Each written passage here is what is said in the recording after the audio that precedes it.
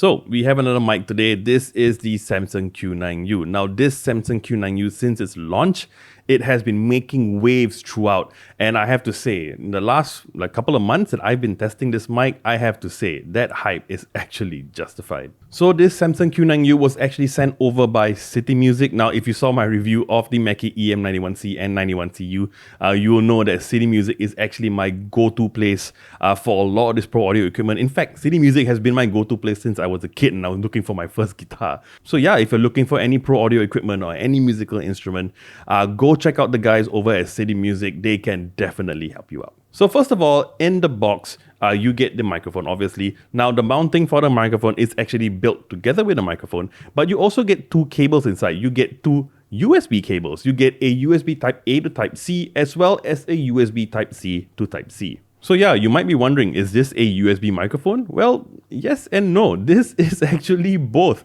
So this is a hybrid XLR and a USB microphone. So I'm actually plugged in right now via XLR. So yeah, if you're using this at home on a computer or out in another pro audio scenario, this mic has you covered. Now, I've been using this, like I said, for about a couple of months. I've used it on my last two Tech Talk podcasts with Tiru and Sean. You can go check that out if you want. But yeah, I've been using it so far and I have to say, I really love it. Now, there are actually more features on this mic and we are going to go through them in a bit. But first, let's talk about the design. And immediately, a lot of you who are familiar with podcasting or streaming might immediately notice how similarly this is designed to what some people might call the industry premium or the I made it as a streamer microphone, the Shure SM7B. But talking about build quality, everything is absolutely fantastic. The entire body is really good. Even the mount as well is really good. I do wish that this was adjustable in terms of tightness. It's not, so I hope that it maintains the same amount of stiffness throughout. But overall, really good. Now, I do have a slight complaint though, and is that it has a mute button at the side, which we'll talk about later as well. But I do find that this mute button is a little bit wobbly and is a bit of an extreme compared to the entire stiff and super sturdy build of the entire mic.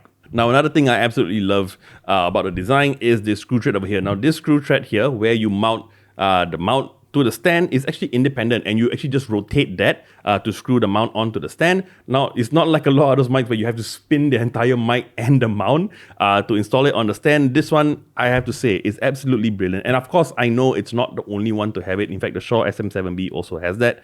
But this should be standard on every single mic mount. So yeah, speaking about the other features of the Samson Q9U, now I mentioned it does have a mute button, which is really good and really nifty if you just need to mute it immediately or in an emergency. But you also have two other features that are located at the bottom of the mic. So at the top here, above here, you have a low cut filter, or some people call it a high pass filter, different name, basically does the same thing. So basically what it does, that it actually cuts off your low end frequencies at a certain threshold. I'm not entirely sure what that threshold is, where it starts to cut the frequencies.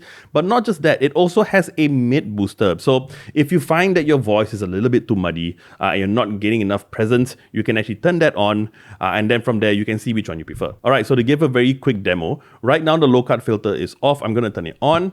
So now the low cut filter is on, so there might be a little bit less body to my voice. Okay, and right now the low cut filter is off again, but I'm now switching on the mid boost. All right, so now the mid boost is on. Testing 1, 2, 3. So yeah, all in all, really great features and will really come in handy in an emergency. Well, in terms of overall audio quality, I have to say I'm a huge fan, all right? It sounds amazing. You get that low end that a lot of podcasters and streamers are always looking for. And this is especially important if, let's say, you're a gamer and you're streaming whatever you're playing. Now, you're going to be using your keyboard a lot and your mouse. So having a dynamic mic, it is not as sensitive to some condenser mics. So you can type away and you probably still hear it a bit, but it won't be as loud.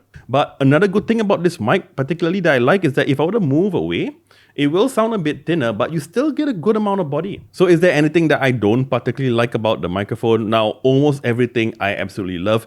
I did mention earlier about the mute button. I don't like the build quality. It's a bit wobbly, but it's not just about that. Now, the mute button is a little bit hard to see. Now, it's actually on the side. It's not at the back, which is great because at the back, you can't tell sometimes if it's switched on or switched off. And actually, when I was setting up to shoot this review, I was testing out the mic and I was not getting any audio and I panicked for like a good 5 minutes and then I just remembered that the microphone was muted. So yeah, the problem is you don't have any indication, no clear indication, at least for the person who's using it, whether it's muted or not, because it's black in color just like the rest of the mic.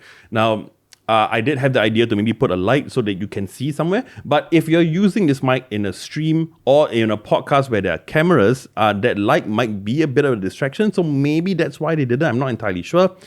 My solution for it is kind of somewhere in between. So my idea would be keep the mute button on the side. I think that helps better than having it at the back. But have it color coded at the sides of the button. So have like a luminous orange or green so that you know when you can see the side of the mic. If you see the green, you know that it's on. And if you see that green missing, then you know that the mic is muted. And I think that's an easier way and sort of solves both problems so it doesn't create any light. But at the same time, since you're so near the mic, you can see that green. And I actually got the idea from my electrical rails that were sponsored by Line 8. So the adapter itself, when you switch it on, it actually exposes a orange neon color. So that's why I got the idea. So I think if we kind of did a similar thing, I think it would help a lot. So the Samson Q9U usually retails for about 265 Singapore dollars.